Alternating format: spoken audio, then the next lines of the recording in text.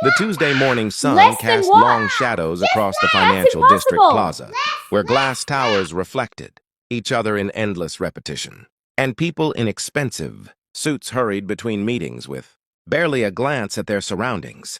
It was the kind of place where everything moved fast and everything cost money, where the homeless were quickly moved along by security and children were rarely seen except on weekends with their investment banker parents, which made the little girl particularly noticeable. She sat on the edge of a concrete planter, her legs dangling, not quite reaching the ground. She couldn't have been more than 4 or 5 years old, with blonde curls that caught the morning light and serious, blue eyes that watched the passing crowds. She wore a light blue dress that had once been nice but was now dirty and torn at the hem, showing stains that spoke of many days without washing. Her small hands clutched something, turning it over and over with the focused attention children bring to objects that fascinate them.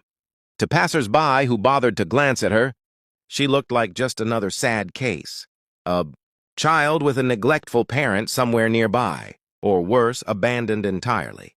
None of them stopped. This was the financial district. Everyone had somewhere important to be. The little girl didn't seem to expect anyone to stop. She just sat there, occasionally looking around as if waiting for someone, her expression patient in the way of children who'd learned early that waiting was simply part of life. Then a man in a gray suit came walking quickly across the plaza, his attention on his phone, already late for a meeting he couldn't miss. He didn't see the little girl until he was almost past her, and he definitely didn't notice when something fell from his pocket and landed on the concrete with a small plastic click. But the little girl noticed. She watched as the man disappeared into the nearest building, then slid off the planter and picked up what he'd dropped. It was a card.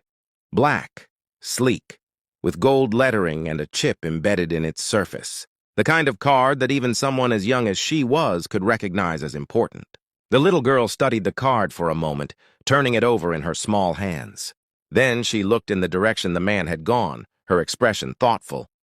Most children that age might have kept the card, not really understanding what it was, but knowing it seemed valuable. Or they might have ignored it entirely, more interested in toys or games. But this little girl did neither. She climbed down from the planter, clutching the card carefully, and walked toward the building where the man had disappeared. Inside the lobby, everything was marble and glass and expensive-looking furniture. A security guard sat behind a large desk, and he looked up with immediate suspicion when he saw a dirty child walking in alone. "Hey, kid," he said, standing up.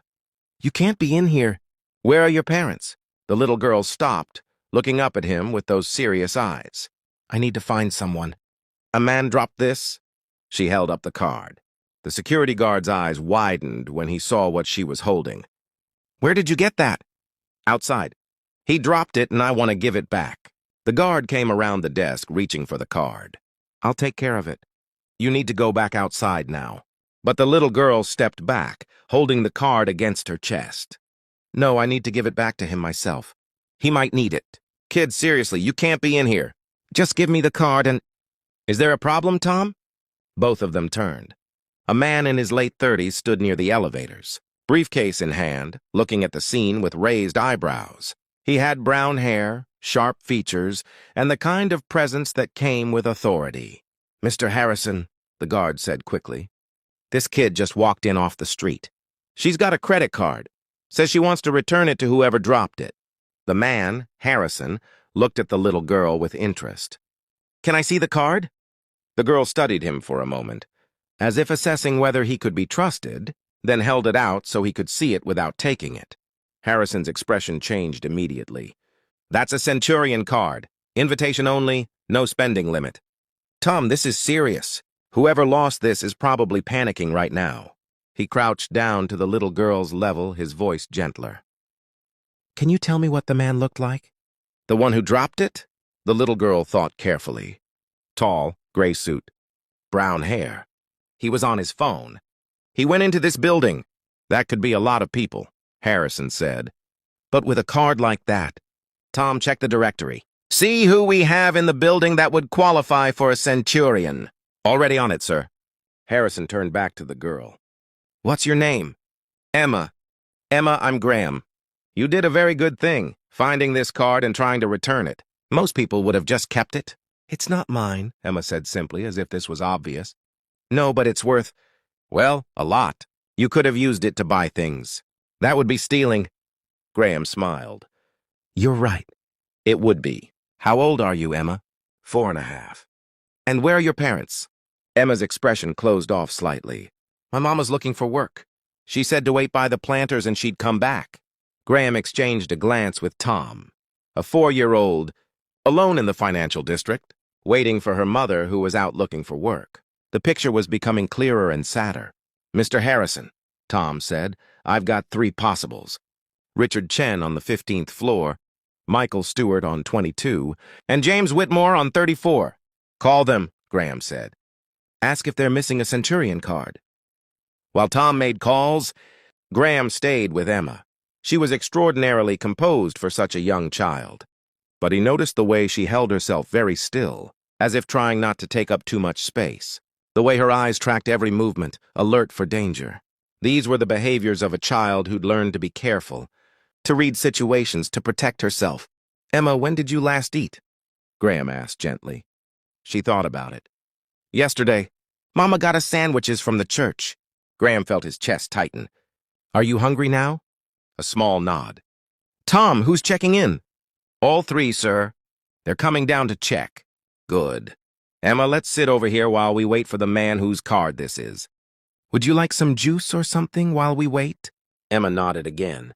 And Graham went to the small waiting area where there was a water cooler and, thankfully, a vending machine. He bought apple juice and a package of crackers, bringing them back to Emma. She took them carefully as if afraid they might be taken away, and drank the juice in small, controlled sips. She was about to open the crackers when the elevator dinged and a man in a gray suit emerged, looking harried. That's him, Emma said immediately. The man, James Whitmore, according to the building directory, looked around the lobby frantically. Tom, thank God you called. I've been tearing apart my office. I need that card for a transaction this afternoon and... He stopped when he saw Emma holding up the black card. You're the girl? Whitmore asked, his voice incredulous. Emma nodded. You dropped it outside. I wanted to give it back.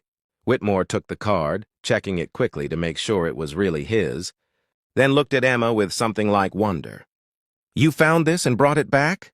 Do you have any idea what you could have done with this card? It's not mine, Emma said for the 2nd time. I can't use what's not mine. Whitmore laughed, a sound of relief and disbelief mixed together. You're about 4 years old and you have better integrity than half the people in this building. Thank you. Seriously, thank you. He pulled out his wallet, extracting several $20 bills. Here, for being so honest. But Emma just looked at the money without taking it. I didn't do it for money. I did it because it was the right thing. Graham, who'd been watching this exchange, felt something shift in his chest. He'd spent 15 years working in finance, had seen every kind of greed and corruption, had watched people sell out, their principals for far less than an unlimited credit card. And here was a 4-year-old child in a dirty dress, refusing a reward because she'd done the right thing for its own sake. Emma, Graham said, Mr. Whitmore is trying to thank you. You don't have to take the money, but he wants to show his appreciation. Okay, Emma said. Can he give the money to my mama instead? She needs it more than me. Your mother? Whitmore asked. Where is she? Looking for work. She said to wait by the planters. Whitmore exchanged a glance with Graham, and Graham could see the same concern reflected there that he felt. Emma, Whitmore said, I'd like to help your mother, but I'd also like to do something for you. You returned something very valuable to me. What can I give you? What do you want? Emma thought about this seriously, her small face scrunched in concentration. Then she looked up at Whitmore with those serious blue eyes and said something that made everyone in the lobby go very quiet. Can you help my mama find a job? She's very smart and works very hard, but nobody will hire her because we don't have a house, and she doesn't have nice clothes. She tries so hard, but she cries at night when she thinks I'm sleeping because nothing is working. If you could help her get a job, that would be the best thing.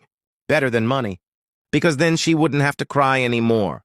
The lobby was absolutely silent. Graham felt tears prick his eyes, and he saw Whitmore wipe at his face quickly. What kind of work does your mother do? Whitmore asked, his voice rough. She used to be a teacher. But then my daddy died and we lost our house and everything got bad. She's trying to get back to teaching, but she needs an address for the school to hire her. And we can't get an address without money. And she can't get money without a job. It's all mixed up. Graham knew that trap. Had seen it play out countless times in the city. Homelessness creating barriers to employment, which perpetuated homelessness. A cycle almost impossible to break without help. Emma, Graham said, making a decision. What if I told you I might be able to help your mother? I work for a company that does a lot of hiring. We need good people. If your mother is willing to talk to me, I can at least give her an interview. Really? Emma's eyes went wide. Really? But I'd need to meet her. Is she coming back soon? She said by lunchtime. It was 10:30 now. Graham looked at his calendar, at the meetings he had scheduled, at the life he'd built that was all deadlines and bottom lines and profit margins. Then he looked at this little girl, who'd returned an unlimited credit card because it was the right thing to do, who'd asked for nothing for herself but everything for her mother. I'll wait with you, Graham said. Whitmore nodded. Me too. I've got a lunch meeting, but I'm canceling it. This is more important. Tom brought Emma more juice and crackers. Graham called his assistant and cleared his morning. Whitmore made some calls about the transaction he'd needed the card for, handling it remotely, and they waited. At 11:45, a woman appeared at the edge of the plaza.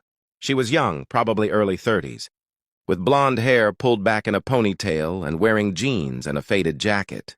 She looked exhausted, defeated, like someone who'd been fighting a losing battle for a very long time. "Mama!" Emma called, waving from inside the lobby. The woman's head snapped up and she ran toward the building. Tom had to let her in, quickly, before she panicked about her daughter being inside with strange men. "Emma, what are you doing inside?" "I told you to wait outside." "I'm so sorry," she said to the men. "If she bothered you, she knows better than to—" "Mrs. Graham prompted. "Thompson. Sarah Thompson. Emma, come here right now." "Miss Thompson," Graham said, "Emma didn't do anything wrong." Actually, she did something remarkably right. She found a lost credit card and returned it. "We've been waiting for you because we'd like to help." Sarah looked confused and wary. "Help how? Look, I appreciate you being kind to my daughter, but we're fine." "Emma, come on." "Miss Thompson," Whitmore said, "your daughter told us you're looking for work, that you used to be a teacher." Sarah's face flushed. "She shouldn't have. Our situation isn't anyone else's concern." "Maybe not," Graham said. "But your daughter's integrity is remarkable. She returned a card worth potentially millions of dollars because it was the right thing to do. She asked for nothing for herself, only help for you. That kind of character doesn't happen by accident. You've raised an extraordinary child despite very difficult circumstances. That tells me you're someone worth knowing, someone worth helping." Sarah's eyes filled with tears. I'm trying so hard, but everything's against us. I can't get a job without an address.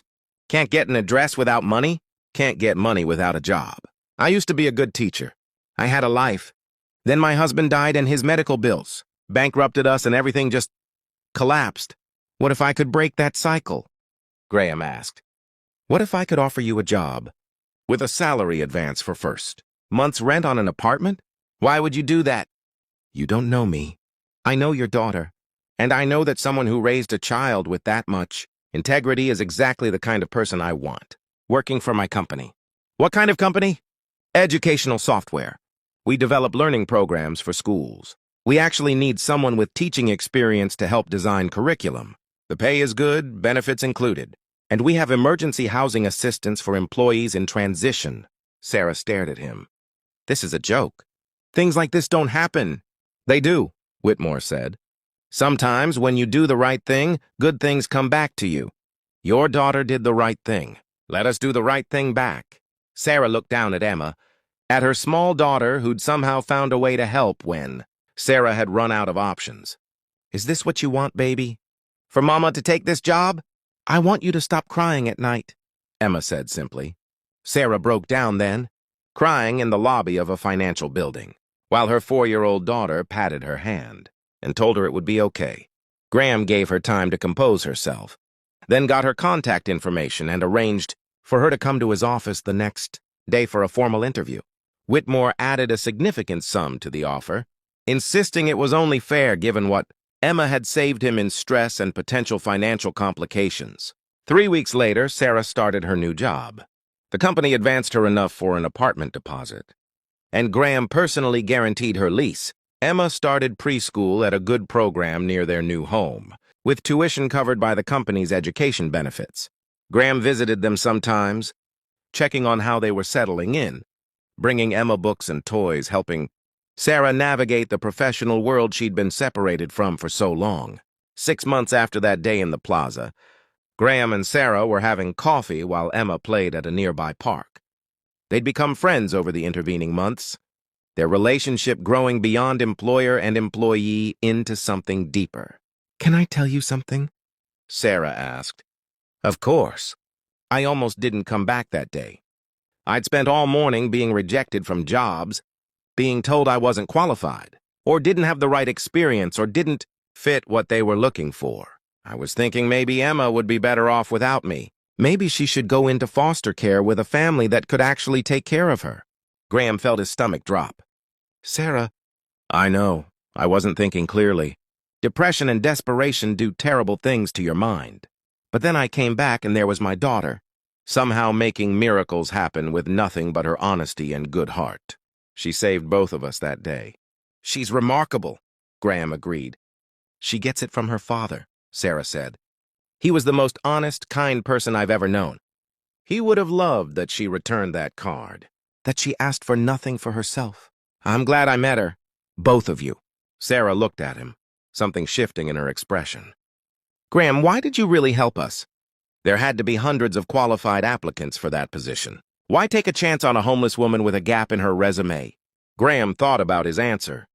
"Because I'd spent 15 years in finance watching people compromise their integrity for money, watching good people become hard and cynical. And then I saw a 4-year-old child with an unlimited credit card in her hands, and she wanted to give it back because it was the right thing to do. It reminded me that character still exists, that it matters. And I wanted to be part of protecting that, nurturing that, making sure Emma grows up knowing that her integrity wasn't misplaced. You did more than that. You saved us. You saved yourselves. I just provided an opportunity." Sarah reached across the table and took his hand. "Thank you for everything." Graham held her hand.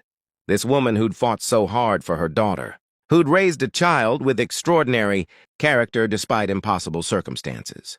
And he thought about how one small act of honesty had led to all of this: a job, a home, a friendship, and maybe, if he was very lucky, something more. 2 years later, Graham and Sarah were married in a small ceremony with close friends and family. Emma was their flower girl, taking her responsibilities very seriously, walking down the aisle with careful steps and a huge smile. At the reception, Whitmore stood to make a toast. He'd become a friend over the years, invested in Sarah's career development and Emma's education. 2 years ago, Whitmore said, I dropped the most valuable thing I owned on a sidewalk and didn't even notice. A 4-year-old child found it, and instead of keeping it or using it or selling it, she tried to return it. That simple act of integrity set off a chain of events that changed multiple lives. It gave Sarah and Emma a fresh start. It gave Graham a family he didn't know he was missing. And it reminded me that character, real, genuine character, is the most valuable thing any of us can possess. To Emma, the little girl with the big heart. May we all learn from her example. Everyone raised their glasses, and Emma, now 6½, beamed with pride. The black card that started everything sat framed in Graham's office now, a gift from Whitmore as a wedding present. Not because it was valuable, though. It was, but because it represented something more important than money. It represented the moment when doing the right thing led to everything changing. When a child's honesty reminded adults what mattered. When kindness was repaid with kindness, and a cycle of poverty was broken by a simple act of integrity. Sometimes the most valuable thing you can find isn't a credit card or money or possessions. Sometimes it's the courage to do what's right even when it's hard. Even when you have every reason to take the easy path. Sometimes it's the wisdom to recognize character when you see it, and the generosity to reward it. And sometimes, when you're very lucky, it's the family you find in unexpected places, the love that grows from small AC